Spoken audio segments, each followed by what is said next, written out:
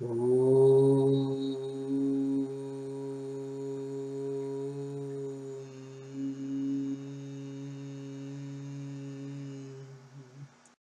YouTube, I'm shooting this video on Christmas Day.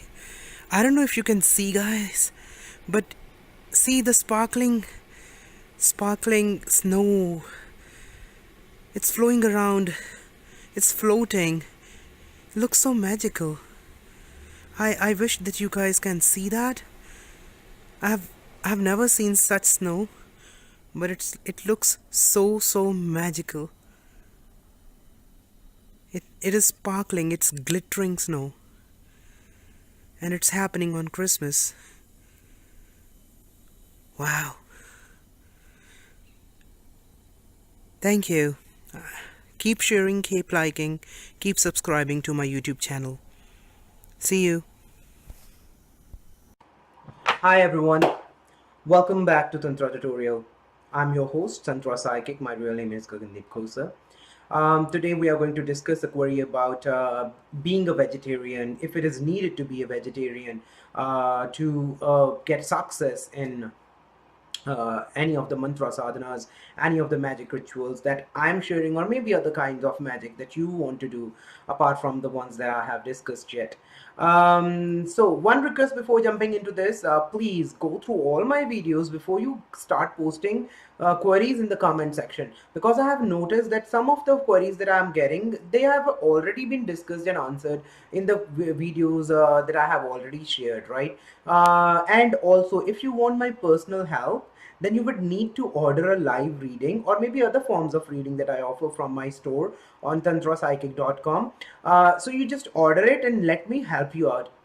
Asking me to read for you without paying me is not gonna happen. I'm already taking out time to make this channel grow.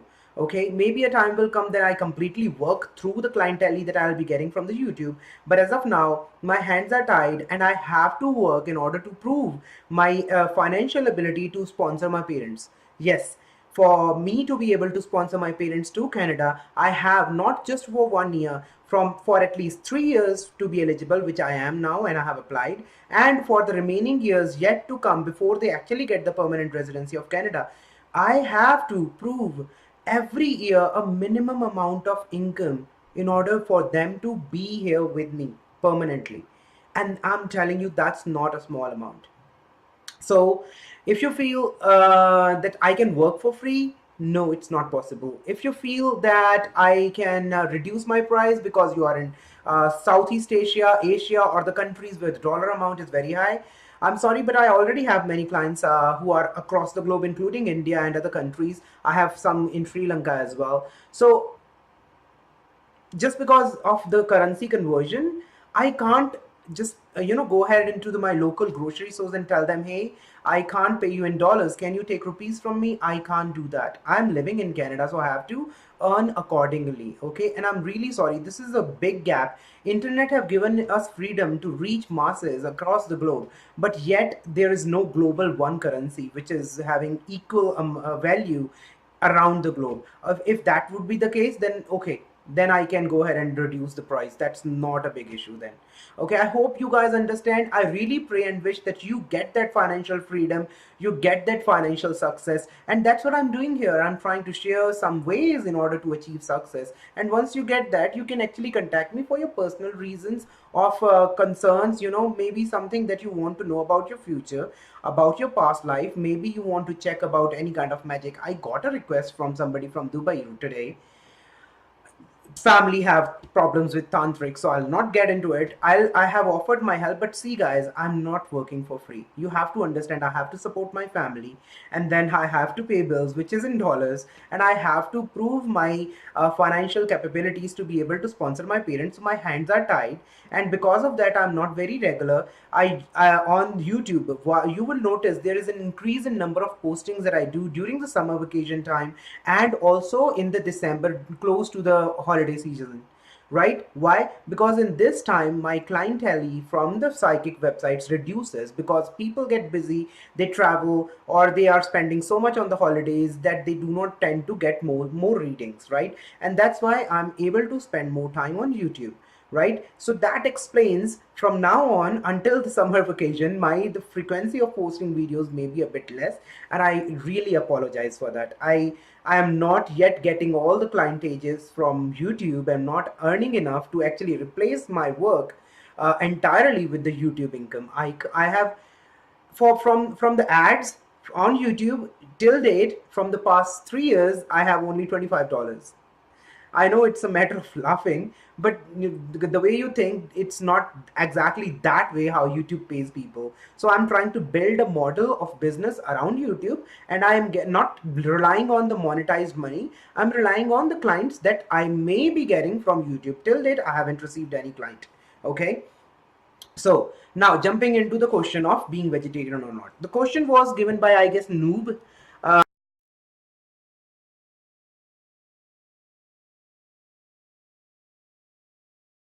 He asked me, Tantra, are you vegetarian, and is it necessary to be vegetarian to be order to get success in any kind of the magical rituals? So first of all, I'll divide this into various categories. First, if being a vegetarian or a non-vegetarian is against God itself, or is it bad overall generally?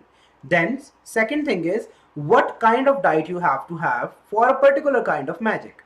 Third thing is, why you and how you can decide what type of diet is good for you astrologically in order to get the best kind of luck that you can in this life, not in the upcoming life. I believe in living in today, right? Who have seen the next life? I have also been told that somebody who do Apsara sadhana according to Bhagavad Gita, and I believe that, will take a birth in a Uchchakul. I really don't care. Why? Because who would remember my next upcoming life? I want to live a good life in this life right now. Okay, okay. If I get to born in a very rich family or very nice family next lifetime, well and good, would be good for that person who would not even remember me, right? So I want to live for today. Anyways, so now talking about generally, is being vegetarian good or non-vegetarian being good? This question was asked to Swami Vivekananda, and his answer was, the dharma, the religions were not always there.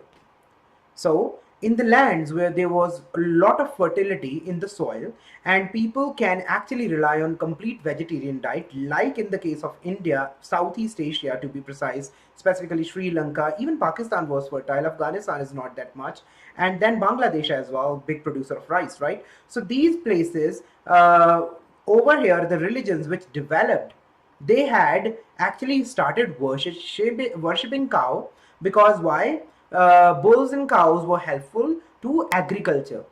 Tractors were not there at that time. Only bulls were used to that plow your lands, and cow was used to reproduce and give more cows and bulls, so that you can get more milk and milk products, as well as muscle power for plowing your grass fields, right? Or your agricultural fields. Make sense? That's very practical, and I do relate to this explanation given by Swami Vivekananda. He said Hinduism developed in this part of the world, and over here people started worshipping cow, because cow was giving help to them, and they did not have to eat any kind of non-veg food, because they were getting plenty of vegetarian diet and plenty of protein from dairy products, right? So over here, Hinduism accepted and adapted to being vegetarian, and it is the best thing to do. Why? Because non-vegetarian food creates tamasic bhavs in you, the negative thoughts. Okay, and also some kind of vegetarian diets also considered to increase that, which includes onions and garlic, I guess, right? So even some people who are strictly into worshipping, and they do not want anything to come and decrease the chances of success, they even avoid onions and garlics in their diets. They actually have a kind of a diet which is very simple. They would prefer falahar, which is eating fruits, milk and milk products, and maybe some kind of other vegetables or pulses. They would strictly avoid which is bread or any kind of wheat, flour or rice in any form, right? So that can be done. So even they can be more strict to themselves during the sadhana, even more strict than a vegetarian would be. Some vegetarians considered eggs as vegetarians, like vegetarian diet, but I do not consider egg as a vegetarian diet. Even if it is not fertile, still it will come under the category of non-vegetarian food, according to astrology, according to our belief system, according to Hinduism. So even unfertile egg is partial egg. Remember that. Even unfertile egg is a partial egg from the female, right? It does have half of that life, right? So according to Hinduism, you should not even eat those unfertile farmy eggs, right? Okay. No. Now, Swami Vivekananda went ahead and explained that the places where there was no agriculture and the extreme weather condition would not allow them to do agriculture, over there, after cows are not able to give milk, and while bulls are actually of no use, like in the case of the Arab countries, Islam rises from there. Medina is there, right? So Islam started from there. This religion, if this religion will tell the follower of that particular area become vegetarian, the people would not follow that religion. They would say we will starve to death if we follow your religion. We would not do that, right? So Islam accepted the diet of non-vegetarians, right? But Islam have said not to eat the meat of a pig, pork, right? They believe that the pig is very bad, dirty animal who have a dirty thinking, right? And because of that, if you eat the meat of a pig, you will become like that animal in your thinking and your personality. So they also believe, even Islam also believe that a certain kind of diet can influence your thinking, like we do, like in India we do, right? So continuing that, so in areas where people cannot rely on agriculture, they have to eat non-vegetarian food. So the religions that were developed in those areas, they actually allowed non-vegetarian diet. So those people are not bad, they have to live somehow, so they have to rely on any kind of food that is available. Okay, and I would not recommend any one of you thinking any less of you if you are a non-vegetarian just because a religion do not promote it. Okay, if your religion allows it and you want to do it, go ahead, who cares? But according to the law of India, maybe it's not allowed to have cow meat even if you are a Muslim in India. So you also have to consider and follow the laws of the country that you are living in. You cannot go against it. Okay, now that comes the two contradicting explanations of dharma. What is dharma? Dharma is individualistic. It's not implementing to all of the world at a given time. It's said that the paribhasha of dharma changes according to the kal, the desh, and paristhiti. So the which country you are in, which time you are in, and what circumstances you are in. So your dharma will change according to what is the righteous thing to do at that point of time, will change according to these three main factors, right? So you cannot expect to go against the laws of the country that you are in, okay, and do something feeling that you are doing dharma. Laws are made for a smooth operation of society, and they are no less than dharma. Okay, we should always give priority to the laws of the country that we are in that time zone or that time period. Laws keep on changing, so if they keep on changing, you better start following them. Or if you are not happy with it, then try to try to raise your voice and try to tell the government that no, we do not follow this and we want you to rethink over it, right? So you cannot still go ahead and change the laws according to you. That's your dharma. So first of all, your religion, and religion is not above the rules and laws made by the country that you're living in. So you have to follow the country rules first, and then comes your religion. You cannot, the laws of today's world are not made to hurt any religion or any sentiments. They would not do so. If they will do so, they will create civil war, right? So I would rather say that governments are not fools, and even if they do mistakes, then you can raise your voice and you can try to change the rules and tell the government, hey, this is not the right thing to do. Okay, this is my perspective. Let's go and talk in court and let the court decide what is right.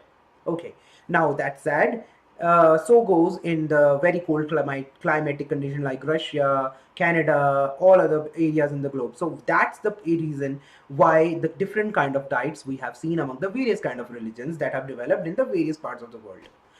According to the sadhana now, You are worshipping Hindu gods and you are worshipping the Sattvic god. There are tamasic, no, not tamasic, gods with certain kind of gunas, who in worship of those gods and in certain specific forms of that god, you have to have some kind of non-vegetarian food, and you have to have some kind of madira, which is alcohol. You have to offer it to them. You may have to drink as well yourself. For example, in kind of certain sadhanas of Bhairava, in some sadhanas you even have to perform sexual acts as well. Panchmakar Puja, right? Have you heard about it? If you not, then please try to find about it.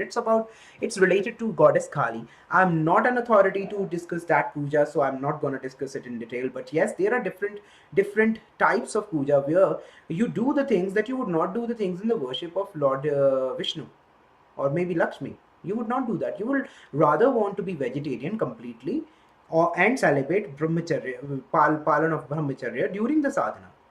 Okay, but it may change according to the god that you're worshipping. Okay, generally speaking, if you are not in any sadhana and you are not doing daily worship, you can have any diet that of your liking and choosing. Okay, but when you are doing a sadhana, you must stick to the kind of diet that you should, to order to please the god that you are worshipping. Okay, and that helps in order to develop same kind of mindset that you are trying to achieve with that god. I hope you understand. Okay, now that said, what about Muslims? Yes, even in Islam, I have read those who are doing any kind of prayog written in the Muslim Tantra, they also try to be completely vegetarian. Yes, I have read their rules, but they have to be the namazi of 5 times in a day if they have to be successful in any kind of mantras or any kind of magic related to Islam. Okay, so even during their sadhana, it is preferred that they remain vegetarian. Okay, and do 5 namaz every time, every day. Okay, so now moving on to astrologically. Astrologically, a cow meat is not considered to be good for your Venus, so it will spoil your love life. That's the reason why in Western world, where people eat cow meat a lot, their love life is not very stable. They tend to have lots of divorces, many breakups. Sometimes people end up being single all their life. They are never getting, they are never married. I have done readings for people around the globe, so that I know. Also, if you notice, countries where cow meat was allowed to eat, they in Islamic countries, they have given permission to men to marry 4 women. This have led to problems for females in their lives.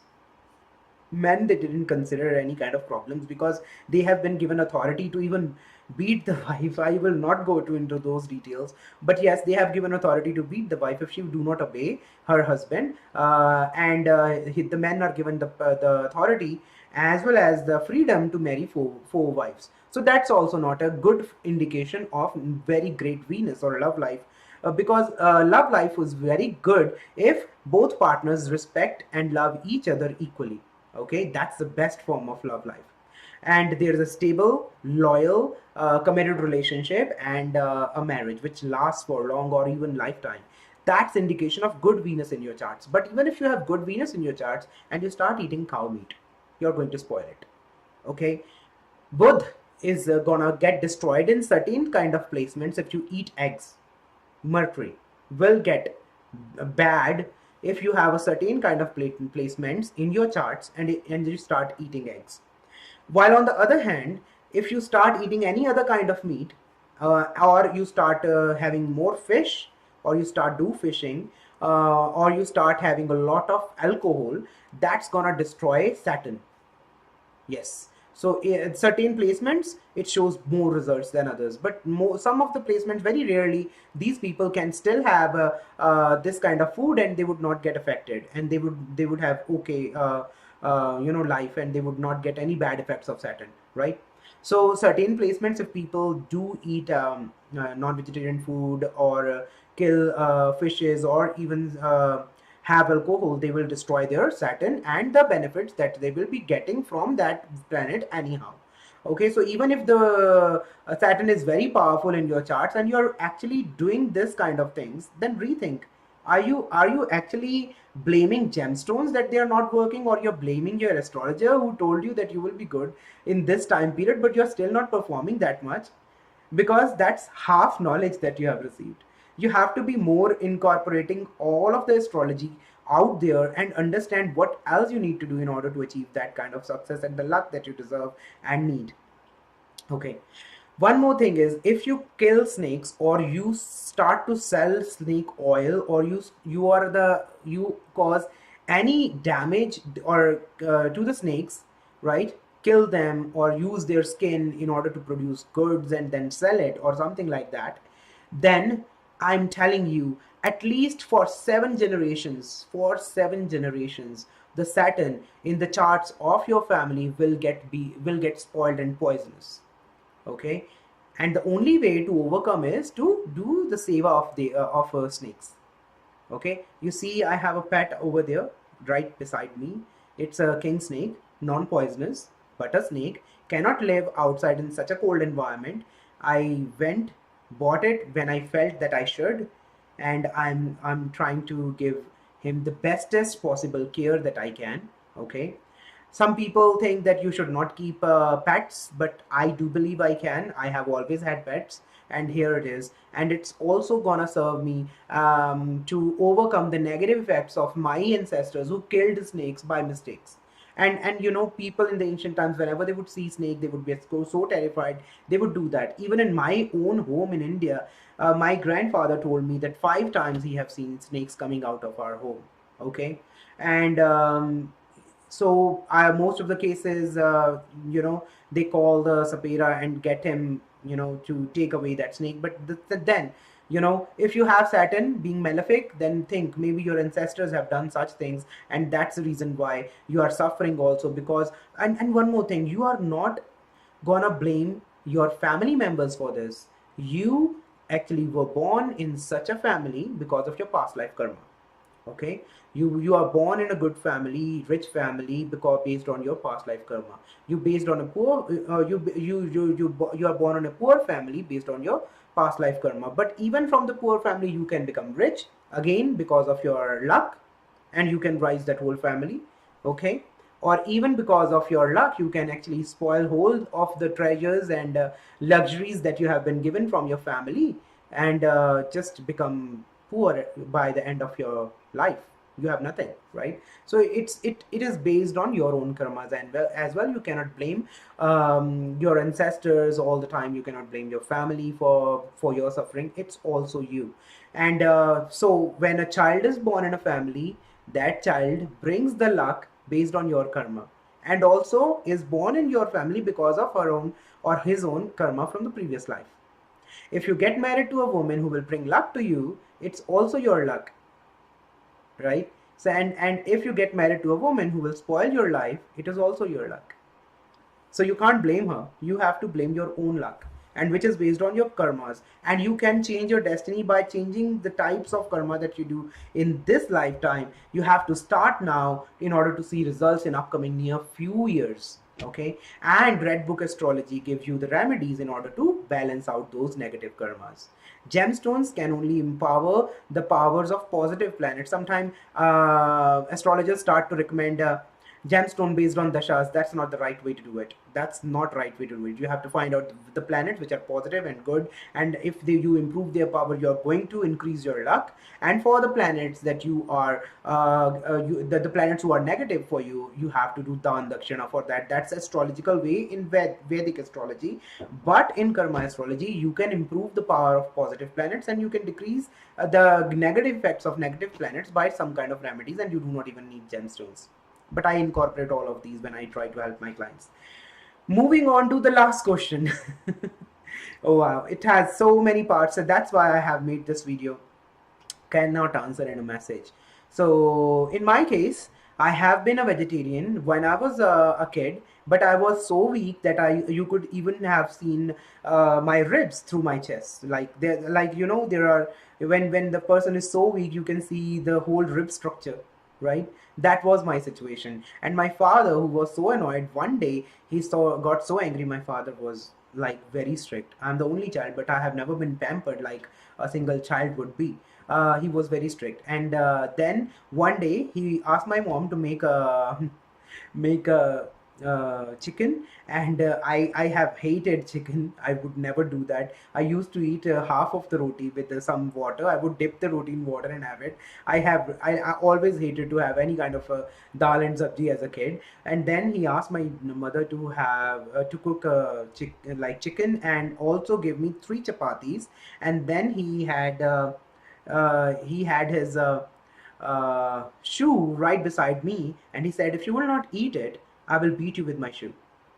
It's bad, right? It's not the way you should treat your kids, but that's how it is happening in India even nowadays, right? I'm not doing that to my kids. No, I'm sorry. If I have been treated this way, I would not treat my kids because I have been treated that way. I'm actually dealing with them in a more scientific way, how I should, and so far so good. They are doing fine. Okay, so in because of that, I started eating non-vegetarian food. And then when I was about 17 or 18 years old, I have started following the dhyana yoga.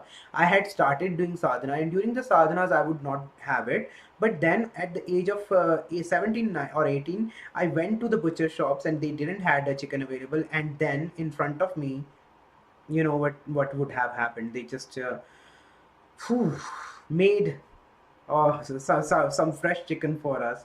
Anyways, that's the day I have again stopped eating all kind of non-vegetarian food. That's the day.